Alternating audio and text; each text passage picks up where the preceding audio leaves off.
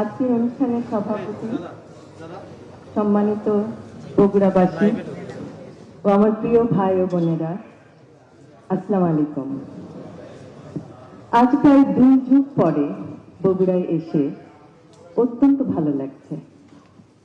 আমি প্রথমেই শ্রদ্ধা ভরে স্মরণ করতে চাই শহীদ রাষ্ট্রপতি জিয়াউর রহমান এবং আমাদের গণতন্ত্রের মা দেশনেত্রী বেগম খালেদা জিয়া। তাদের স্মৃতির প্রতি শ্রদ্ধা জানিয়ে আমি আমার বক্তব্য শুরু করতে চাই। ধন্যবাদ জানাতে চাই সিএসএফ চাইল্ড সাইড ফাউন্ডেশন গ্লোবালের সকল সদস্যকে, যাদের অক্লান্ত পরিশ্রমে আজ বিভিন্ন শিশু কিশোররা তাদের প্রকৃত চিকিৎসা অর্জন করে সুযোগ্য নাগরিক হিসেবে নিজেদেরকে গড়ে তুলতে পারছে। আমরা একটা প্রজেক্ট দেখলাম, শিশু স্বর্গ, সত্যি অভাবনীয়।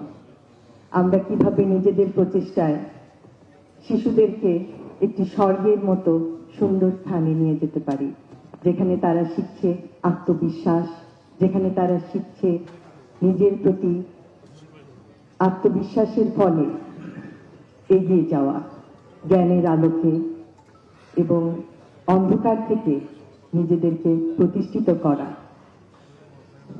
আমি অত্যন্ত অভিভূত হয়েছি সিএসএফ এর অন্তর্গত প্রোগ্রামে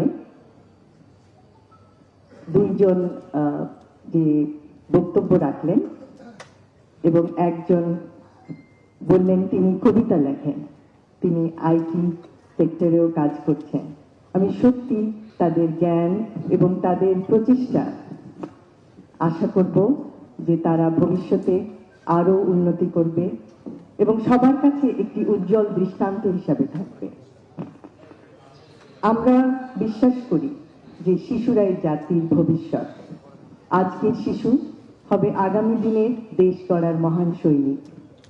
এবং আমাদের যে পরিকল্পনা আছে, আমাদের রাজনীতি সুষ্ঠু পরিকল্পনার রাজনীতি।